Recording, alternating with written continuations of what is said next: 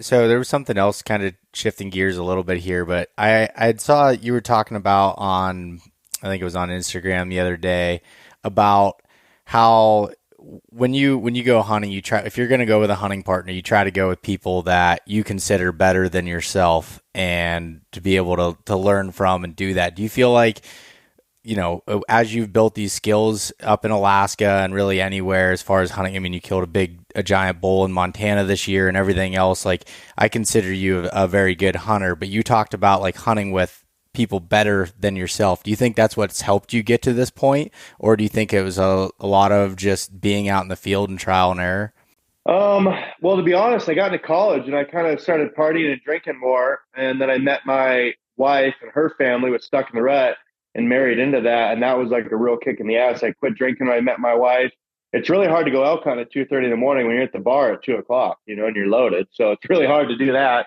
So that helps immensely. Getting off the booze and then being surrounded by like Travis, Tom, Trevor, Tana, that whole family is highly successful, and you're waking up at 1 o'clock to leave the house at 2 to get to the trailhead at 3 and hike in 2.5 hours in the dark to go elk hunting. That was never normal to me. I didn't know people walked into the dark like that, so that really helped.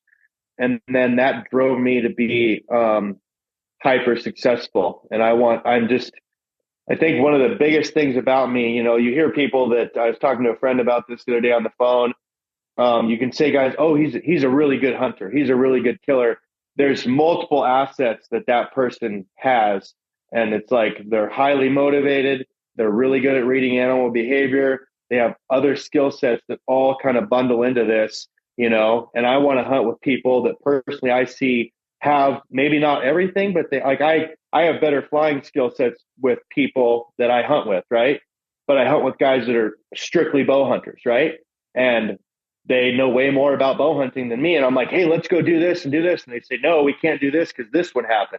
And so I learn, even though I'm not bow hunting necessarily, I'm maybe the caller, I learn how to be a better bow hunter, and that stuff helps me. So I try and surround myself with people who are better than me and who I can learn from. Now, that's very selfish. And I'm a very selfish person when it comes to who I choose to hunt with because those days are very limited, right? And we've all hunted with someone who's a jackass, and it kills you. It wrecks this thing that you love so much, and so you don't want to do that. So I'm very cautious about who I do hunt with, and I just want to have a good time and basically talk shit 90% of the time to my buddies.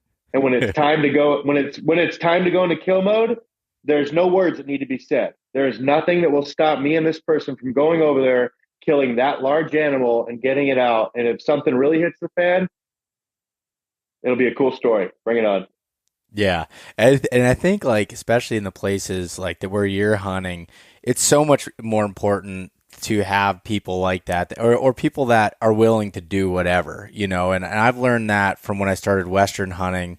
Like, I have a very small group of people that I will do those types of hunts with because it's like I need the people that when we're in pain and hurting, that are laughing and still talking shit to each other and just like making fun out of the situation, even though it sucks. But you have to do it. Or if there's an animal on that ridge over there that's going to, they're not going to be like, well, that's kind of far, or like come up with some sort of excuse. Just people that want to go and do it. And I've been very lucky that my family that I've grown up around and some of my close friends are just, they're that way. They're killers. And I love spending time around them because I know that, they're holding me accountable. I'm holding them accountable. And it's just, I don't know. I've learned that I need to be around those types of people. And yeah, it is definitely selfish too, from the standpoint of like, it makes me better, I feel like, and makes you, when you have that little voice inside your head that's trying to make you be a wimp, to not be that way, because you also don't want to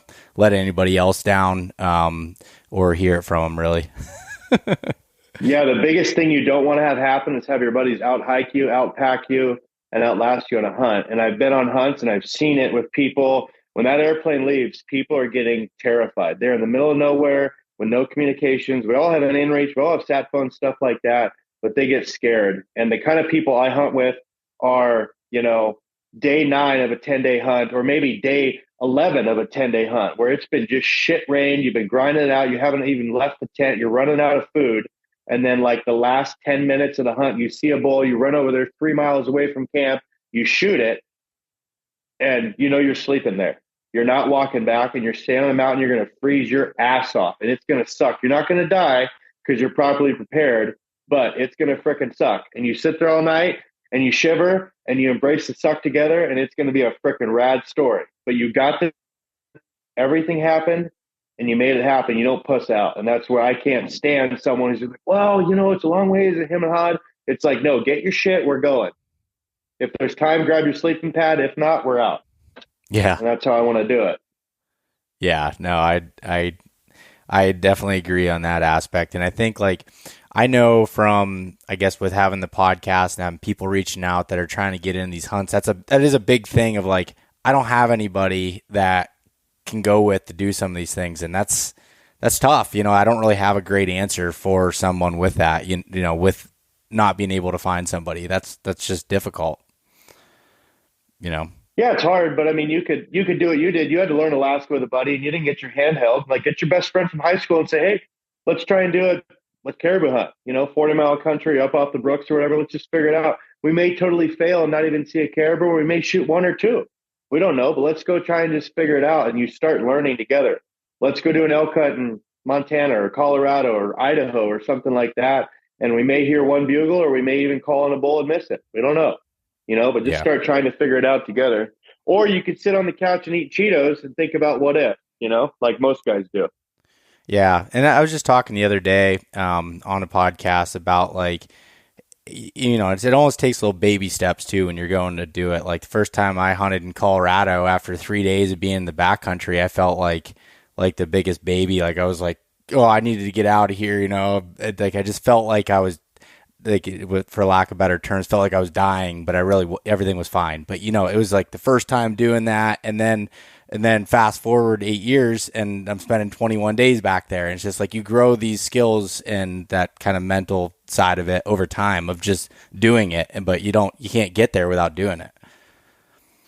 Yeah, and we've all been there where you puss out on a hunt and you make all these reasonings why you need to come out.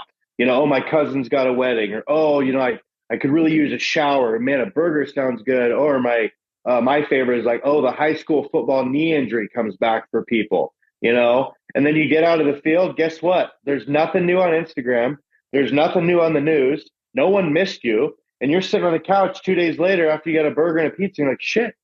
I wish I was back there suffering, sitting in a tent, because I'm not killing anything here on the couch.